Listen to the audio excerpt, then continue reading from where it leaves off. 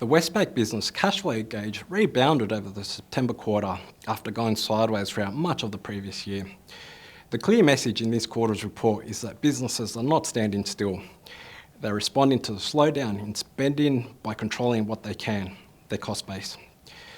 Whether this means renegotiating better deals with suppliers, updating internal processes to deliver cost efficiencies, or investing in new technologies, businesses are adjusting today to thrive tomorrow.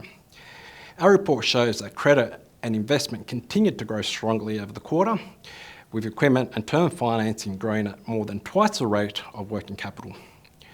Customers are telling us that investing in new technologies, including AI, is becoming more important to boost productivity.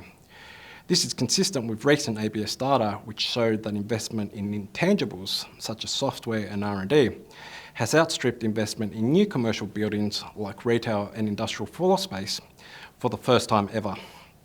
At the same time, businesses are saving for a rainy day, with most of the cash flow increase over the September quarter banked as deposits.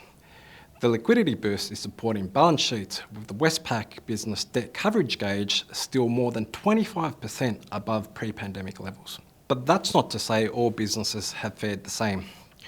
The divergence in conditions and economic performance across business size, state, and industry continued over the September quarter. Businesses mainly operating in the mining-based states of Queensland and Western Australia are doing better than those in the other states. Businesses mainly engaged in those industries providing essential services to the growing population, such as education, property services, and healthcare, are performing more strongly compared to those at the coalface of the consumer-led slowdown.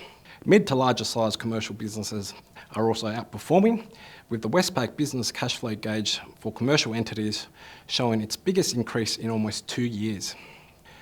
On the other hand, smaller businesses are finding it harder to pass on higher costs to end consumers and are seeing their cash flow deteriorate and become more volatile. A small pocket of smaller businesses are experiencing cash flow difficulties, but are drawing down on their buffers or lines of credit to support operations. This quarter, we also looked at the customer micro-level data for hints on whether conditions were converging across these cohorts. There are only some small signs that these differences are falling away. More likely than not, we will need to see a broad-based pickup in spending before conditions converge. The good news is we expect spending to lift as we head into 2025 on the back of the Stage 3 tax cuts, moderating inflation, and eventually lower rates. With the increased focus on cost efficiencies and investment, businesses are well placed to thrive once spending lifts and economic activity picks up.